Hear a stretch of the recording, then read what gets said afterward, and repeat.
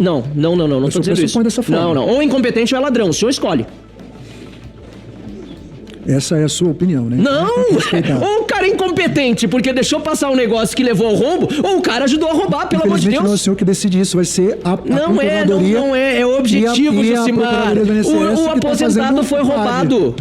O brasileiro aposentado foi roubado. Eu não estou dizendo que isso não aconteceu. Eu estou querendo dizer que quem vai determinar se eu fui incompetente ou que eu participei de forma irregular da assinatura dos ACTs, quando terminar o processo administrativo que eu estou respondendo, será dada a palavra final. Ótimo, eu defendo... Ótimo, então o senhor acabou de confirmar que ou o senhor vai ser declarado incompetente ou o senhor vai ser declarado ladrão. Eu vou ser inocente. Não, o senhor não tem essa opção. Agora o senhor vem com essa opção. Não deboche da cara dos aposentados. Não dê essa risada aqui, por favor. Não, eu só estou dizendo... Não dê essa risada aqui, porque o aposentado que está assistindo não merece isso, Josimar. Claro que não. Não estou zombando de ninguém, nem do senhor. Por favor. É porque o senhor me colocou numa situação em que eu tinha que decidir um ou outro. Mas você sabe que todo processo ele pode finalizar inocentando a pessoa processada. A gente sabe que tem processos que descondenam pessoas que roubaram nesse país. Agora, quando tem um roubo tão evidente, ou ajudou a roubar, ou foi incompetente na hora de dar assinatura, como o relator demonstrou muito bem. O aposentado brasileiro não merece risadas, ironias ou evasivas. Merece respeito. E nessa CPMI, respeitar o povo é dizer a verdade. Se não viu, foi incompetência. Se viu e permitiu, foi conivência. Não há terceira alternativa aqui.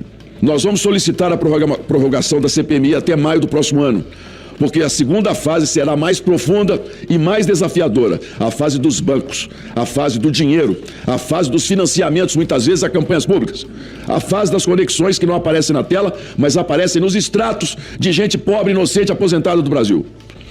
Encerramos essa sessão, senhoras e senhores, com a certeza de que não estamos aqui por manchetes. Estamos aqui pela dignidade do povo que construiu esse país. Estamos aqui por justiça. Estamos aqui pela verdade. Porque quando o Estado falha como aposentado, não falha só com uma pessoa, falha com a história inteira de um país que nunca desistiu. E ao final, quando o relatório for lido, eu quero que o Brasil olhe para essa CPMI e diga: aqui a verdade venceu, aqui ninguém passou impune, aqui os aposentados não ficaram sozinhos. É o que eu espero que possamos escrever numa história que o Brasil merece.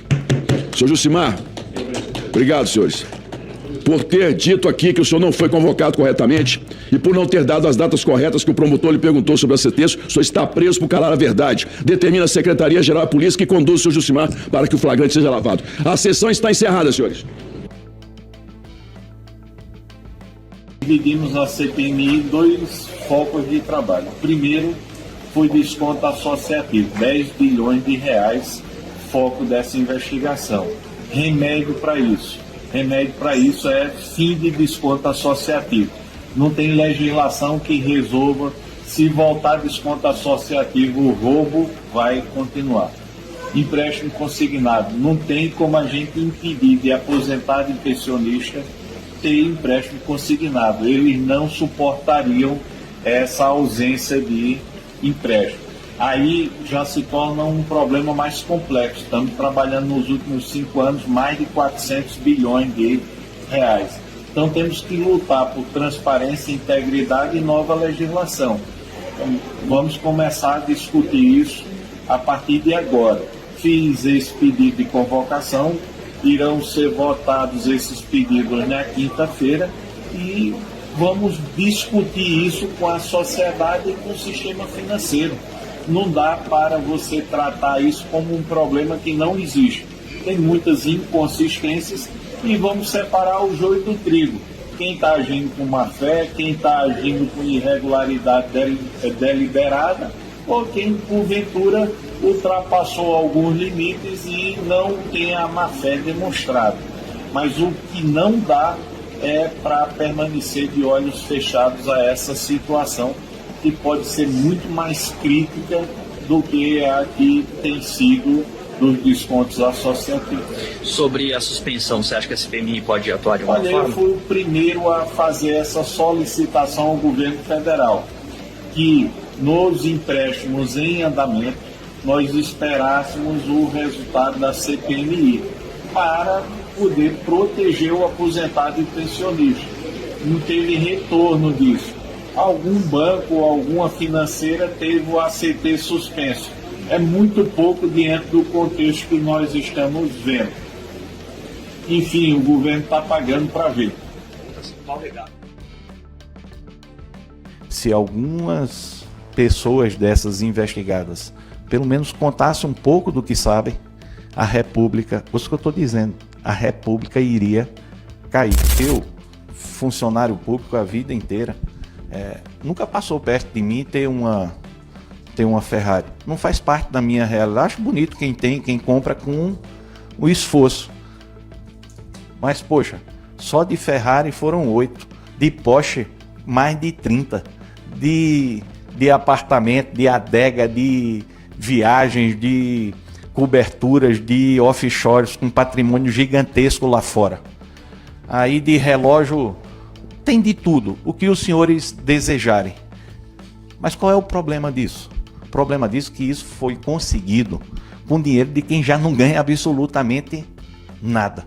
Nós chegamos a esse ponto em que temos várias organizações criminosas, uma lavagem de dinheiro explícita, apoio político, apoio econômico, blindagem na imprensa e a população com esperança que a investigação chegue a algum lugar. Porque a gente tem os dois lados da moeda. A gente tem as leis que são feitas para os mortais e o sistema de justiça que funciona para a proteção daqueles pouquíssimos que têm esse acesso. Então esse sentimento de impunidade, e isso aqui resulta em quê? Isso aqui resulta que, como o governo está blindando as investigações, isso resulta que se algumas pessoas dessas investigadas pelo menos contassem um pouco do que sabem, a República, isso que eu estou dizendo, a República iria cair.